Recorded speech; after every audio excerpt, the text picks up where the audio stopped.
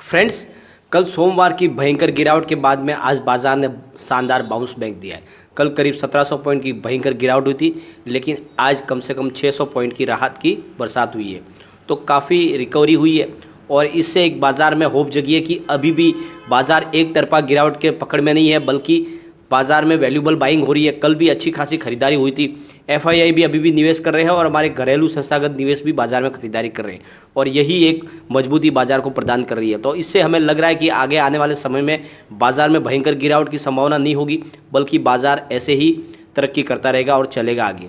तो आगे क्या संभावना बन रही है मार्केट की, क्या बड़ी भयंकर तेजी बनेगी या फिर वापस बड़ी गिरावट होने वाली है, तो हम जाने माने रिसर्च एनालिस्टों की राय ले लेंगे बाजार के बारे में। उससे हमें पता चलेगा कि हमें कौन से शेयरों में निवेश करना चाहिए, कौन से सेक्टर में निवेश करने से हमें अच्छा खासा प्रॉफिट आने वाले समय में देखने को मिल सकता है।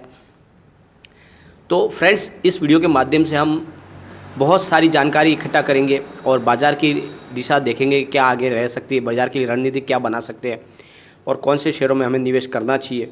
लेकिन फ्रेंड, उससे पहले अगर आप पहली बार हमारे चैनल पे आए तो चैनल को सब्सक्राइब कर दीजिए, एक बेल आइकॉन दबा दीजिए ताकि जब भी नया वीडियो बने पहला नोटिफिकेशन आपको मिले। वीडियो पसंद आए तो लाइक शेयर जरूर कीजिए। चलो फ्रेंड, वीडियो स्टार्ट करते हैं। मैं हूँ आपका दोस्त एसबी दवे और हमारे अपने चैनल ऑनलाइन कमाई में आपका बहुत बहुत स्वागत है। फ्रेंड्स, आज इंडियन मार्केट के लिए मजबूती वाला मंगलवार साबित हुआ है।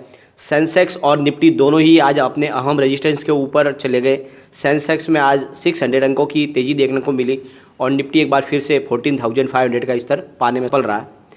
दलाल स्ट्रीट के फाइनल टैली में नजर डालें तो सेंसेक्स आज 660 अंकों की बढ़त के साथ बंद हुआ है, वहीं निफ्टी 194 अंकों की बढ़त के साथ 14,504 के स्तर पर बंद हुआ है। आज के कारोबार में ऑटो, फाइनेंस, मेटल्स, बैंक और पब्लिक सेक्टर स्टॉक में ज़बरदस्त खरीदारी देखने को मिली। वही आईटी और हेल्थ केयर स्टॉक में बिकवाली देखने को मिली, क्योंकि वहाँ पर अच्छी खासी तेज़ी बन चुकी थी और वहाँ पे अभी प्रॉफिट बुकिंग हुई है। दिग्गज शेयरों के साथ ही छोटे और मझोले शेयरों में भी तेज़ी देखने को मिली। बीएसई मिड कैप इंडेक्स आज 1.4% तेज़ी के साथ बंद हुआ, वही बीएसई स्मॉल कैप इंडेक्स में 1.2% की तेज़ी देखने को मिली। जियोजीत फाइनेंशियल सर्विस के विनोद नायर ने कहा है कि आज बाजार ने कल की बिकवाली से उबरने की कोशिश की, लेकिन उतना जोश नहीं दिखा। कल जितनी गिरावट थी उतना आज रिकवरी नहीं हुई, लेकिन फिर भी अच्छा रहा। मुनाफा वसूली के चलते आईटी शेयर आज ट्रेंड तोड़ते नजर आए। आईटी सेक्टर की शुरुआती नतीजों में उम्मीद के अनुरूप ही रहे, जिससे इस काफ़ी महंगे हो चुके सेक्टर को मुनाफा वसूली से निजात मिलती नहीं दिख रही है। मैन्युफैक्चरिंग और माइनिंग सेक्टरों में कमजोरी के कारण फरवरी में इंडस्ट्रियल प्रोडक्शन में 3.6% की गिरावट देखने को मिली है। मार्च में भारत की रिटेल महंगाई दर भी 5.52% नीचे आ चुकी है। हालांकि इससे कोई बाजार के सेंटीमेंट पर कोई खास असर नहीं पड़ा। आरबीआई पॉलिसी फॉरकास्ट के अनुरूप ही थी। विनोद नायर ने आगे कहा कि लॉकडाउन का इकोनॉमी पर कैसा असर पड़ेगा, यह आने वाले समय में अपनी हमारे घरेलू बाजार की दिशा तय करेगा।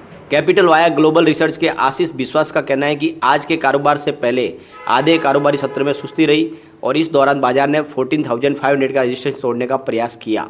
शॉर्ट टर्म में टेक्निकल स्थिति इस बात की ओर संकेत कर रही है कि साइडवेज कंसोलिडेशन की प्रक्रिया चल रही है। अगर निफ्टी 14,500 के ऊपर टिका रहता है तब इसमें तेजी आती दिखाई देगी और ये 14,800 के लेवल को भी टच कर सकता है।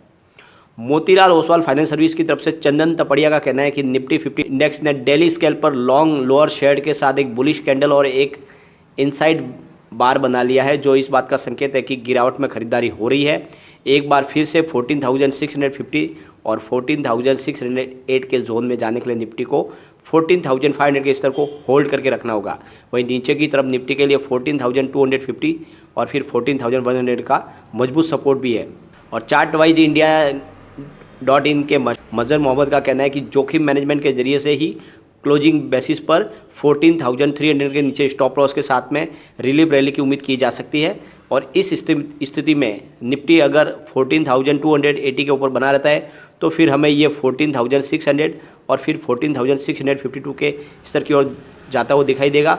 इसके बावजूद अच्छा यही रहेगा कि इंडेक्स को लेकर अभी न्यूट्रल नज़रिया ही रखे, कोई नया शॉर्ट साइड एक्सपोजर लेने की कोशिश न करे और निफ्टी में कमजोरी के नए संकेत देखने का इंतजार करें। तो फिलहाल जो सिचुएशन बन रही है उस हिसाब से मार्केट की दिशा दोनों तरफ की बन रही है। ऐसी निवेशकों की राय निकल के आ रही है, इसलिए कोई बड़ी पोजीशन न बनाए। फ्रेंड्स, राकेश झुनझुनवाला हमारे हिंदुस्तान स्टॉक मार्केट के वॉरेन बफेट कहे जाते हैं।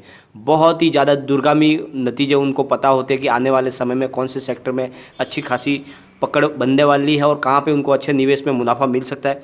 तो वो अपने हिसाब से उसमें अपनी होल्डिंग में चेंज करते रहते हैं और इस समय Q4 के दरमियान उन्होंने एक बहुत बड़ी अपनी एक होल्डिंग बढ़ाई है हॉस्पिटल चेन के अंदर फोर्टिज हेल्थ केयर में। कंपनी के शेयर होल्डिंग आंकड़ों में जानकारी ये मिली है Q4 के दरमियान राकेश झुनझुनवाला ने Q4 के दरमियान फोर्टिज हेल्थ केयर के 1.25 करोड़ शेयर खरीदे हैं।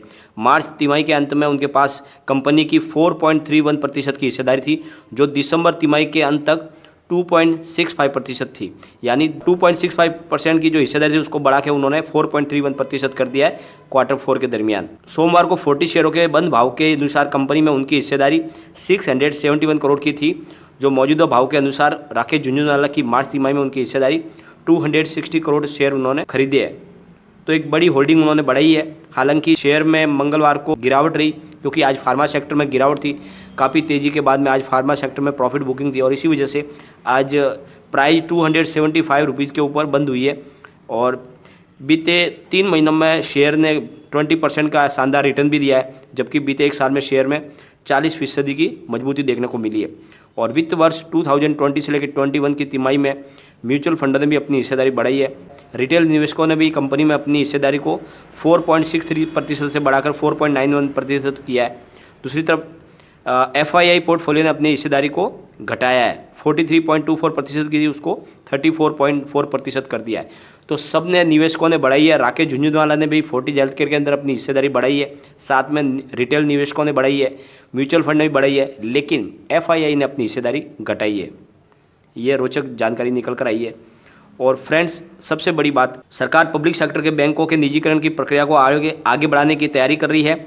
और सूत्रों के मुताबिक 14 अप्रैल को NITI Aayog, reserve bank of India, वित्त मंत्रालय के वित्तीय सेवाओं और आर्थिक मामलों के विभागों के वरिष्ठ अधिकारियों की एक बैठक होगी, जिसमें इसके बारे में फैसला लिया जाएगा। और सूत्रों के मुताबिक बैंकों के निजीकरण की प्रक्रिया पर 14 अप्रैल को हो सकने वाली एक बैठक में नीति आयोग, RBI, वित्त मंत्रालय के अधिकारी शामिल होंगे। नीति आयोग ने 4 से 5 बैंकों के निजीकरण के लिए सुझाव दिया है और सूत्रों के हवाले से मिली जानकारी के मुताबिक इस बैठक में 2 नामों पर फैसला हो सकता है। निजीकरण के लिए bank of Maharashtra, Indian overseas bank की चर्चा जोरों में है। इसके अलावा बैंक ऑफ इंडिया और सेंट्रल बैंक के नाम भी चर्चा में है। बता दें कि वित्त मंत्री ने बजट में 2 बैंकों के निजीकरण की घोषणा की थी। इस खबर के बाद इन चारों बैंकों में शेयरों में जबरदस्त तेजी देखने को मिली। बैंक ऑफ इंडिया का शेयर आज 9% बढ़कर 72 के स्तर पर पहुंच गया। वही बैंक ऑफ महाराष्ट्र के शेयर में 18% की तेजी देखने को मिली। IOB के शेयर में 11% की तेजी देखने को मिली। वही सेंट्रल बैंक ऑफ इंडिया के शेयर में 7% की तेजी देखने को मिली। नीति आयोग ने यह तय किया कि किन बैंकों का निजीकरण नहीं होगा। इनमें state bank of India, Punjab national bank, bank of Baroda और जिन बैंकों के पिछले कुछ समय से एकीकरण किया गया है उनको प्राइवेटाइजेशन से बाहर रखा जाएगा। इस समय देश में करीब सरकारी 12 बैंकें हैं और गौरतलब है कि सरकार ने बजट में बैंकों के निजीकरण का ऐलान किया था और अगले कारोबारी साल में 2 बैंकों के निजीकरण की तैयारी पूरी कर ली गई है।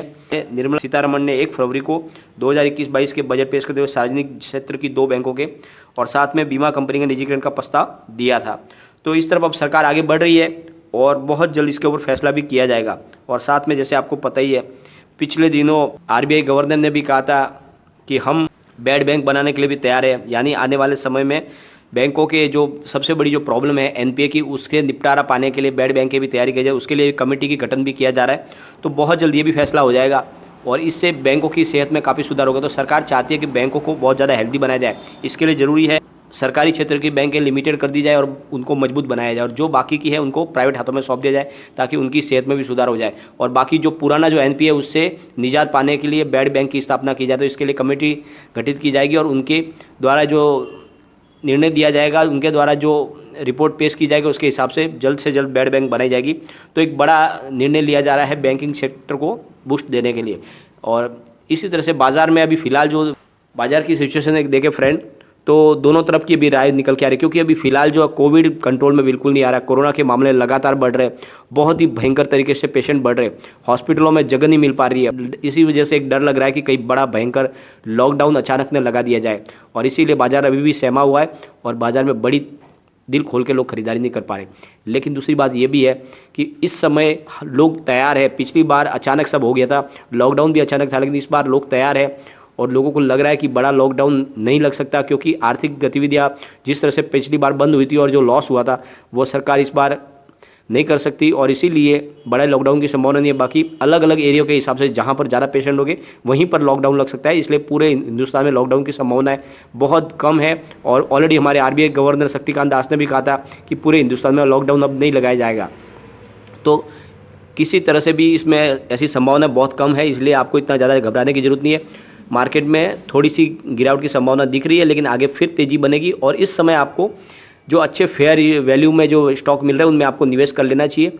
और आने वाले समय में हेल्थ केयर सेक्टर के शेयरों में, फार्मा सेक्टर के शेयर, साथ में आपको बैंकिंग शेयरों में और एफएमसीजी के सेक्टर के शेयरों में निवेश करना चाहिए। मेटल इंडेक्स में भी आगे तेजी जारी रह सकती है तो उनमें निवेश किया जा सकता है। तो अच्छे जो स्टॉक आपको लगे उनमें निवेश करना चाहिए ताकि आपको आने वाले समय में अच्छा खासा प्रॉफिट मिल सके। और इस समय आपको नज़रिया लॉन्ग टर्म का ही रखना चाहिए, शॉर्ट टर्म व्यू में काम न करें। लेकिन फ्रेंड, कोई भी इन्वेस्टमेंट करने से पहले अपने फाइनेंशियल एडवाइजर से एक बार एडवाइस ले ले या अपना खुद का रिसर्च करें, क्योंकि मैंने वीडियो आपके एजुकेशनल पर्पज़ के लिए ही बनाया। वीडियो पसंद आए तो लाइक शेयर जरूर कीजिए और चैनल को सब्सक्राइब कर दीजिए। Thank you friend.